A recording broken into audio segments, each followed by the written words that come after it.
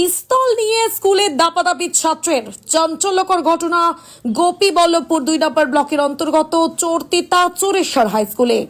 সোমবার দুপুরে ইতিহাস ক্লাসে দুষ্টুমি করার জেরে শিক্ষকের চর খেয়ে পিস্তল নিয়ে তাণ্ডব চালালো এক দশম শ্রেণীর ছাত্র। সহপাঠীদের বাধায় অল্পের জন্য রক্ষা পেলেন শিক্ষক। সূত্রের খবর, অভিযুক্ত ছাত্র এর আগেও বিদ্যালয়ে নানা অপরাধমূলক কাজে জড়িত থাকার অভিযোগ রয়েছে তার বিরুদ্ধে। ছাত্রীদের উদ্দেশ্যে কটূক্তি, অশালীন মন্তব্য, এমনকি স্কুলের সিসিটিভি ক্যামেরা ভাঙার মতো ঘটনায় নাম জড়িয়েছে ওই ছাত্রের। ঘটনাটি শুরু হয় দ্বিতীয় পিরিয়ডের ইতিহাস ক্লাসে। শিক্ষক পরিমল অট্ট ক্লাসে শৃঙ্খলা ফেরানোর চেষ্টা করলে অভিযুক্ত ছাত্র বারবার সহপাঠীদের বিরক্ত করতে থাকে। শেষমেশ শিক্ষক তাকে শাসন করতে গালে একটি চড় মারেন। আর এতেই উত্তেজিত হয়ে ছাত্রটি প্রধান শিক্ষকের কাছে অভিযোগ জানাতে যায়, কিন্তু প্রধান শিক্ষক বিষয়টিকে তেমন ভাবে গুরুত্ব না দেওয়ায় ক্রুদ্ধ ওই ছাত্র হুমকি দেয় বাবাকে ডেকে আনার। এরপর ব্যাগ নিয়ে স্কুল ছাড়ে সে। প্রায় আধ ঘন্টা পরে টিফিন পিরিয়ডে লোডেড 9mm পিস্তল, ছুরি এবং পাঞ্চ জাতীয় অস্ত্র নিয়ে স্কুল ক্যাম্পাসে ফিরে আসে। সিনেমার ভিলেনের মতো শিক্ষককে লক্ষ্য করে দাপাদাপি শুরু করে। ইতিহাস শিক্ষককে দেখে সরাসরি তাকে তাড়া করে। সহপাঠীরা বাধা দিলে স্কুল থেকে মাত্র 1.5 মিনিট দূরত্বে ওই শিক্ষকের ভাড়া বাড়িতে হামলার চেষ্টা করে সে। জানা গিয়েছে, বাড়ির দোতলায় শিক্ষক পরিমল আট্টের স্ত্রী এবং তৃতীয় শ্রেণীর পড়ুয়া কন্যা উপস্থিত ছিলেন। তাদের দিকে এগোতে যেতেই স্থানীয় সিভিক ভলান্টিয়াররা অভিযুক্তকে ধরে ফেলে। ঘটনার পর ইতিহাস শিক্ষক থানায় লিখিত অভিযোগ দায়ের করেন। অভিযোগের ভিত্তিতে পুলিশ ওই ছাত্রকে আটক করেছে। ঘটনায় গোটা এলাকায় ব্যাপক চাঞ্চল্য ছড়িয়েছে।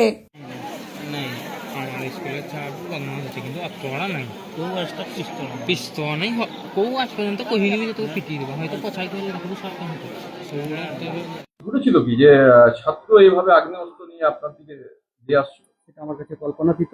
তো আমি ঘটনাটাই বলছি যে সেকেন্ড পিরিয়ডে আমার ক্লাস ছিল, আমি ইতিহাস পড়াই। ওই ছেলেটি লাস্ট বেঞ্চেই বসেছিল। লাস্ট বেঞ্চে বসে তার আগের বেঞ্চের ছেলেকে ও পেন দিয়ে খোঁচাচ্ছিল। ফার্স্ট টাইম আমি ওকে ওয়ার্নিং করি। ওয়ার্নিং করার পরে আমি আবার সেই কোশ্চিন লেখাচ্ছিলাম। সেকেন্ড টাইম আরও 5-10 মিনিট পরে ও দেখছি আবার সেই একই ঘটনা পুনরাবৃত্তি করছে। আমি ওর কাছে যেই, ওর কাছে গিয়ে দেখি তোমার খাতাটা দেখি, খাতায় কিছুই লেখেনি। তখন আমি ওকে পিঠে এক চাপড় দিই। তারপরে আমি আবার যথারীতি ক্লাস কমপ্লিট করে বেরিয়ে আসি। তারপরে ঘটনাচক্রে আমি দেখলাম যে ওই ছেলেটি মনে হয় আমার নামে এইচএম এর কাছে অবজেকশন জানাতে এসেছিল। এইচএম কি বলছেন সেসব আমার জানা নেই। তারপর ও আমাকে দেখে আরো উত্তপ্ত হয়েছে, আমি গার্ডিয়ানকে ডাকতে চাই। আমি তুই যা, গার্ডিয়ানকে ডাক, এইচএম এবং ম্যানেজিং কমিটি ডিসিশন নেবে, যা নেবার নেবে। তো চলে যায়। তারপরে আবার এসে থার্ড পিরিয়ডে ম্যাথামেটিক্সের ক্লাস ছিল মৃণালবাবু, তার ক্লাসে ঢুকে তাকেও এরকম রং চং দেখিয়ে ব্যাগ নিয়ে বাড়ি চলে যায়। বাড়ি থেকে যখন ফিরে আসে তখন টিফিন আওয়ার হয়ে গেছে, আমি এখানেই বসেছিলাম।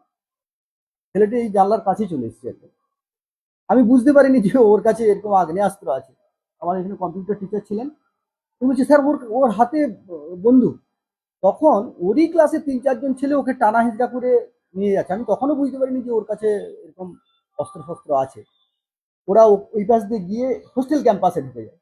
হোস্টেল ক্যাম্পাসে আমরা যখন বেরিয়ে যাই তখন দেখছি সেই হোস্টেলের দরজার কাছে চলে গেছে। তারপর খানিকক্ষণ পরে আমরা যখন ওখানে ওই দরজার কাছে যাই তখন দেখি মন্দিরের কাছে গিয়ে ওই আগ্নেয়াস্ত্র ছাড়ানো চলছে। তা আমরা বুঝতেই পারিনি যে ওটা নকল কি আসল, যে এই ঘটনার সত্যতা না আছে না সবটাই মিথ্যা। এরকম একটা দ্বন্দ্বের মধ্যে সন্দেহ করতে করতে আসি আমি স্টাফ রুমে এসে বলছি যে ওর তো একটা বন্দুক এনেছে, বন্দুকটা যে কি সেটা তো আমাদের জানা নেই। যাই হোক, এরকম করতে করতে তারপরে সংবাদ আসে যে ওটা সত্যিই বন্দুক এবং ওখানে সিভিক ভলান্টিয়াররা ছিল, ওকে নিয়ে গিয়ে ধরেছে। হ্যাঁ, তারপরে সিভিকরা ধরে, তারপরে পুলিশ আসে, তারপরে থানা থেকে সবাই আসে, বড়বাবু আসেন, তারপর ওর কাছ থেকে বয়ান নেয়, তারপরে ওকে ধরে নিয়ে যায়। কি আগ্নেয়াস্ত্র কি ওর বাড়িতেই কেউ রেখেছিল? সেটা বলা মুশকিল, কেউ রেখেছে কিনা, ওদের নিজস্ব কিনা সেটাও আমার জানা নেই। হ্যাঁ, এখন তো সব ঠিকই আছে। সমস্ত ছাত্রছাত্রীদের কাছে পুরস্কার মতো যেমন ক্লাস চলে সেরকমই চলছে। হ্যাঁ,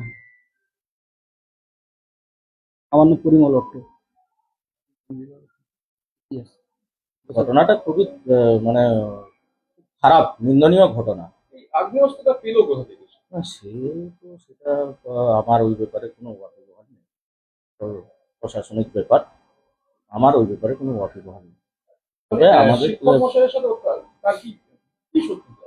না, শিক্ষক মশাইয়ের সঙ্গে শত্রুতা কিসের হতে পারে? শিক্ষক মশাইয়ের সঙ্গে কোনো শত্রুতা ইয়েতে। আর শিক্ষক মশাই যদিও কোনো শাসন করে থাকেন, তো শিক্ষক মশাই তো পিতৃসুলভ, উনি তো পিতৃসুলভ এতে তার তো ওনার শাসন করার অধিকারও আছে। তো স্কুলে যদি শাসন করার আমাদের পাওয়ার না থাকে, তাহলে আমরা সেক্ষেত্রে আমরাই তো মানে হাত পা গুটিয়ে বসে থাকতে হচ্ছে আমাদেরকে।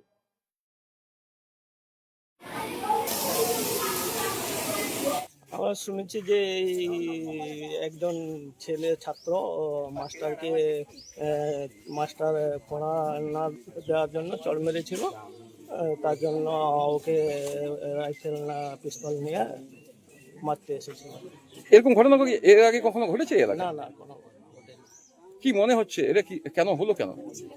এটা এই তো শাসন ব্যবস্থা নেই বলে এরকম ধরনের হচ্ছে, কোনো মানে নিয়ম শৃঙ্খলার মধ্যে নেই। আপনারা কি চাইছেন?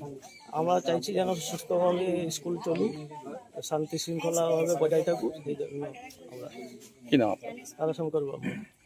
এটার জন্য যাতে কঠোরভাবে তার ব্যবস্থা করা হয় এবং এটার জন্য কঠোরতম শাস্তি যেন তার হয়, এটা আমরা চাইছি। এই ধরনের ঘটনা কি এর আগে কখনো ঘটেছে? না, এই ধরনের ঘটনা আর ঘটেনি। এই বিরল ঘটনা দেখে কি মনে হচ্ছে? কি এইসব ঘটনা দেখে মনে হচ্ছে যে মনে হয় যে দিনের পর দিন এই যে মানে মাস্টারদের শাসন করার ব্যবস্থাটা তুলে দিচ্ছে, মাস্টাররা শাসন করতে পারবে না, তার জন্য ছেলেমেয়েরা আর ভয় পাচ্ছে না, তার জন্য এইসব ঘটনা ঘটছে। আপনারা কি চাইছেন? আমরা চাইছি যেন শাসন ব্যবস্থাটা করা হোক, মাস্টারদেরকে শাসন করার পাওয়ারটা দেওয়া হোক, হ্যাঁ, পাস ফেলটা চালু হোক। কি নাম আপনার? আমার নাম অশোক দত্ত। হ্যাঁ, এটা কালকে খবরটা পেলাম এবং এটা খুবই দুঃখজনক এবং উদ্বেগজনক। এটা স্কুল পড়ুয়ার হাতে আগ্নেয়াস্ত্র এলো কীভাবে? আমাদের প্রশাসন এত মজবুত থাকা সত্ত্বেও এই জিনিসগুলো ঘটছে, এটা চিন্তার কারণ আমাদের সমাজের। এবং আমার একটা আবেদন থাকবে প্রশাসনের কাছে যে আগামী দিনে এরকম ঘটনা যেন না ঘটে এবং বিচ্ছিন্নভাবে ছড়িয়ে ছিটিয়ে যে আর্মস রয়েছে বিভিন্ন জায়গায়, এগুলোকে বাজেয়াপ্ত করা হোক এবং এর যথাযথ ইনকোয়ারি করে এটা পরিষ্কার করা হোক যে ঘটনাটা কীভাবে ঘটেছে এবং কী করে একটা পড়ুয়ার হাতে আর্মস এলো। এটা আগামী দিনে সমাজ দূষিত হতে পারে বলে আমার মতামত। আপনার নাম? কর্ণপাল।